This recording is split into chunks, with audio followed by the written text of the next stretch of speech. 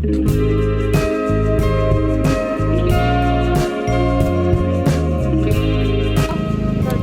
guys. Kita ada di Taman Mini. Jadi kita baru sampai. Kita baru masuk dari gerbang. Terus tadi ketemu bule. Yoi. Boleh aja. Aku curhat. Iya. Nah, jadi kita mau ke Rumah adat. Jadi kita sebenarnya nggak tahu sih jalan yang bener tuh gimana, tapi ya udahlah ikutin aja. Siapa tahu ketemu rumah adat. See you. See you, dadah guys. Like sentience is not quite what it seems. When we last rode, it Halo Halo, semuanya. guys. Jadi kita udah sampai di tempat ibadah. Yang pertama ada tempat ibadah apa nih? Tempat ibadah Konghucu, namanya Kelenteng Miao. Ya pokoknya itulah namanya. Kayaknya gede banget tau artinya. Kita mau masuk tapi takut. Dibuka. Sepi Iya. banget. it's like something from a movie. Oke guys, jadi kita lagi di masjid. Masjid. Ini yang ada di Iya, jadi sebenarnya di sini tuh ada dua masjid, yang ini sama yang gede itu Masjid Atin. Tapi kita yang kesini karena yang di Masjid Atin tuh jauh banget. Iya. Ini kayak urutan ke sana tuh tempat agama yang lain gitu guys. Yes. The world of summer music spree. My reflections on pink concrete is turning out to be the strength I need. I hope you know that there's still a joy for me in fleeting moments I take reverie in my suspicion that these Hai guys. Kita udah sampai di tempat ibadah yang ke Tiga. Jadi kita lagi di mana nih? Ada di gereja. Ini Katolik atau? Ya pokoknya gereja Katolik. Iya, Iya, Katolik. Katolik. Gerejanya itu Santa Katarina guys. Lihat sini ada Bunda Marianya. Diliatin guys. Kan dulu ya guys. Oke guys, balik lagi guys. Dadah Kita guys. next ya. Ya, di sana ada gereja lagi. Kristen Protestan. Nanti kita ke situ ya guys. Dadah. Dadah.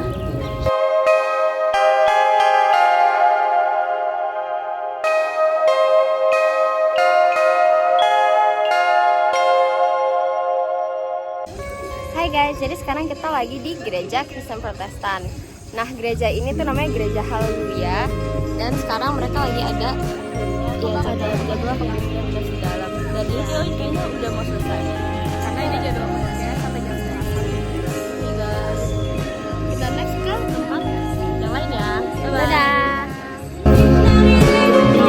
says we last rode and past 11 weeks. The stacks of paper left me feeling like sentience is not quite what it seems. When we last rode. Halo Guys, jadi ini kita udah ke tempat ibadah yang kelima. Ini Pura. Ya, ini buat ibadah agama Hindu. Ya, iya guys. Nah, selanjutnya tuh ada wihara. Nanti di nextnya ya, karena ada di sebelahnya. Bye-bye. Ya guys, maaf kita nggak bisa masuk karena emang Ya, ini strict ditutup. guys. Pura ini selalu ditutup, gak tau Ya, kenapa. dan kita kalau izin tuh dimarahin malah. Iya. Oke, ya, dadah. Jadi mohon maaf. Dadah. Dadah. We're laughing at a movie. We're all moving.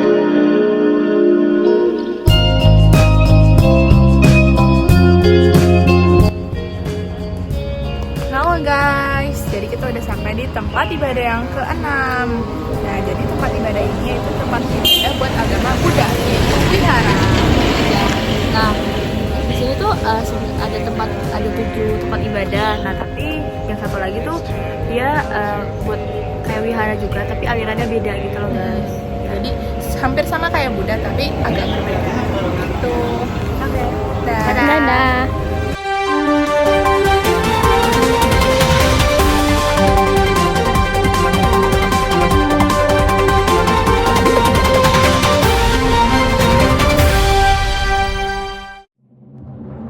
Selamat pagi pemirsa, pada hari ini saya, Alice Gina, beserta ketiga teman saya yaitu Fathia, Halimah, dan Ebel akan membawakan berita tentang beberapa rumah adat yang terdapat di Taman Mini Indonesia Indah. Rumah adat yang pertama adalah rumah adat dari Lampung.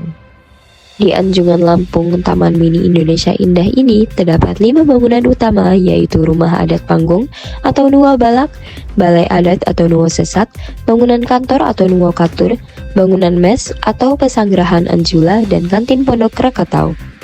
Kemudian terdapat Menara Siger, yaitu bangunan khas Lampung yang menyimbolkan keragaman dan kekayaan serta penghormatan yang ada di Lampung.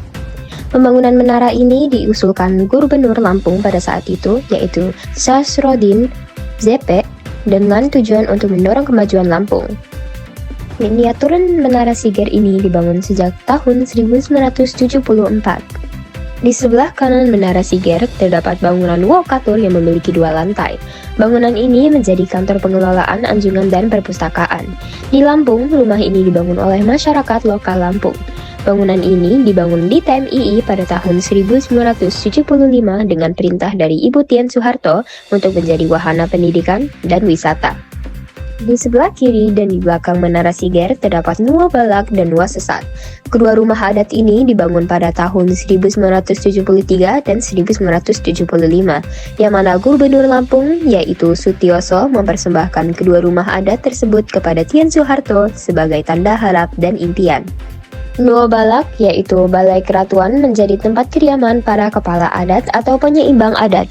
Rumah panggung ini berisi elemen magis yang merefleksikan tatanan budaya dan kehidupan masa lalu, dengan banyak ruangan mulai dari gapura atau lawang kuri, tempat melapor atau pusiban, dan masih banyak lainnya. Di sini Anda dapat melihat berbagai pakaian adat, peralatan rumah tangga, pelaminan, hingga kerajinan tangan dari Lampung. Di tempat aslinya, rumah kepala adat memiliki beranda yang membedakannya dari rumah-rumah biasa. Dahulu, sirap menyusun atapnya, namun sekarang seng dan genteng menyajikan citra yang baru. Nuwa Sesaat merupakan bangunan terbesar dan termegah di Anjungan Lampung. Bangunan ini menjadi simbol pertemuan para kepala adat atau penyeimbang adat atau Purwatin di Lampung, yang dijuluki Bali Agung di Bumi Tapis Berseri.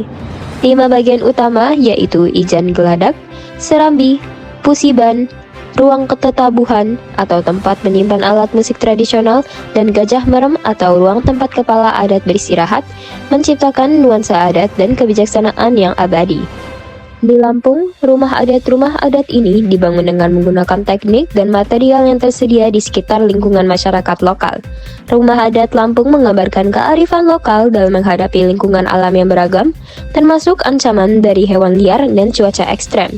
Pembangunan rumah-rumah adat Lampung bisa menghabiskan waktu selama 3 bulan sampai 1 tahun.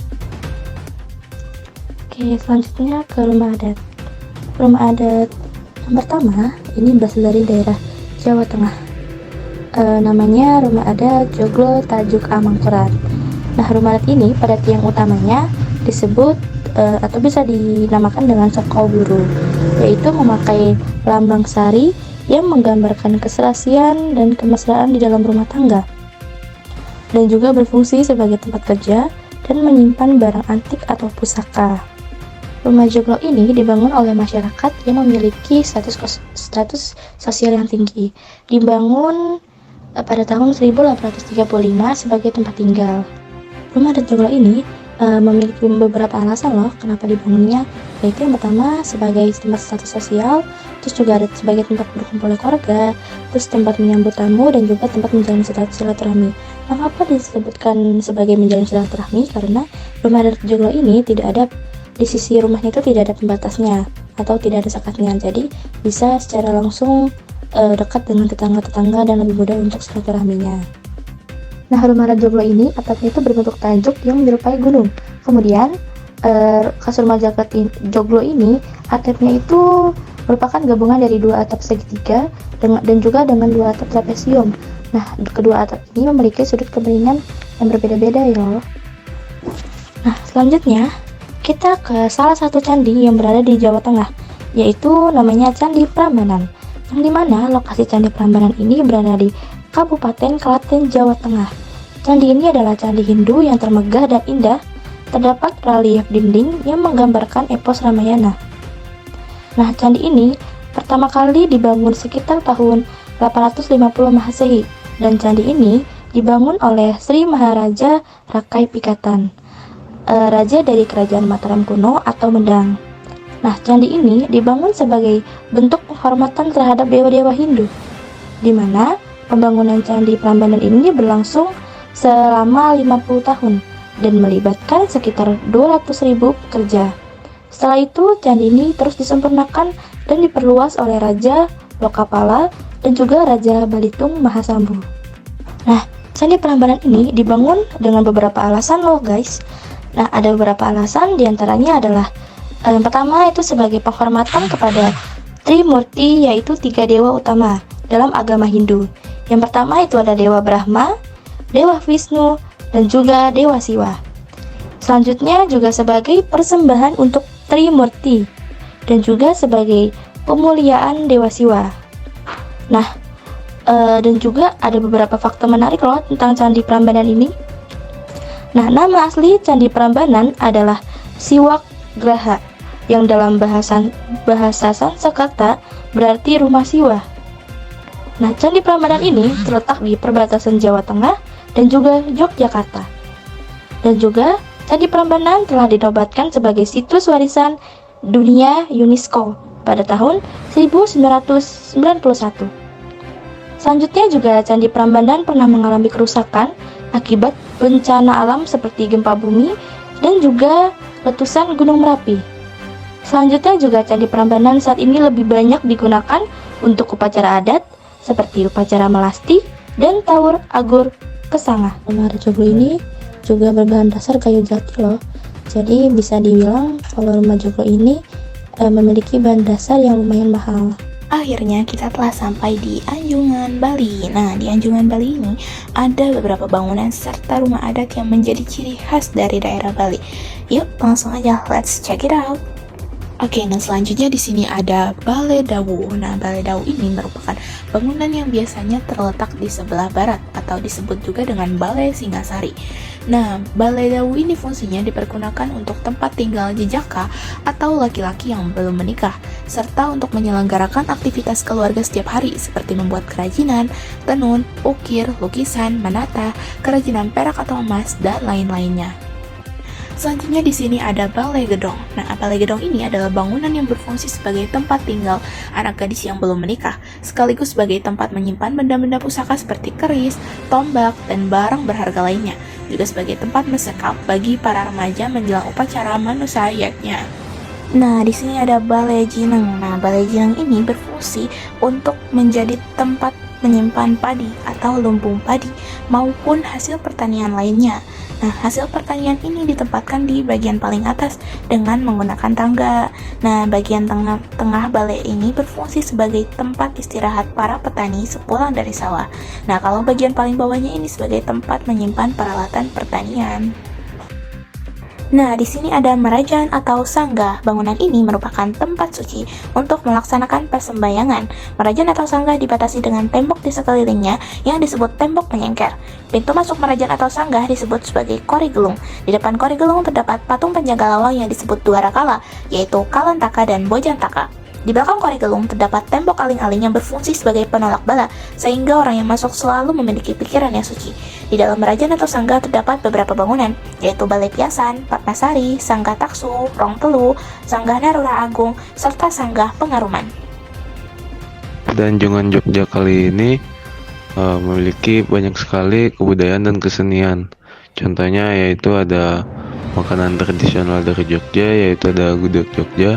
Kemudian juga ada pakaian adat dari Jogja, yaitu baju surjan dan juga kebaya. Dan kemudian ada juga senjata tradisional dari Jogja, yaitu keris dan berbagai macam kesenian kebudayaan lainnya yang tidak dapat dijelaskan satu persatu dikarenakan tempat rumah adat Jogja yang sudah ditutup.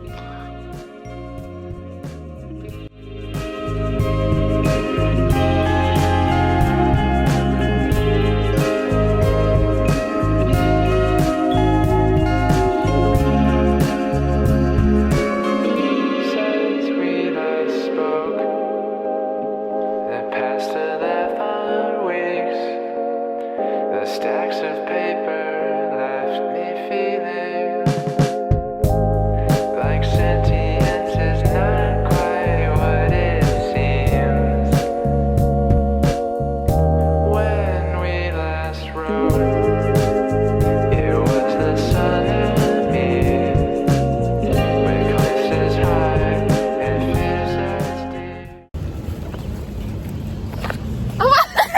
Apa sih halo Ki? Halo Ki.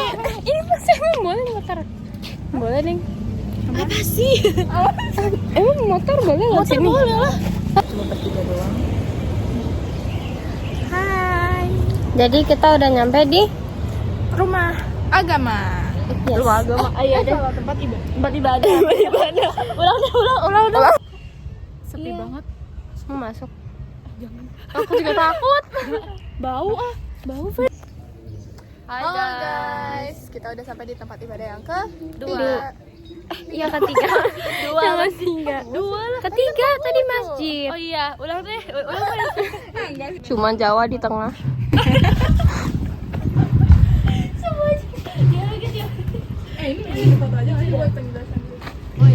Botak.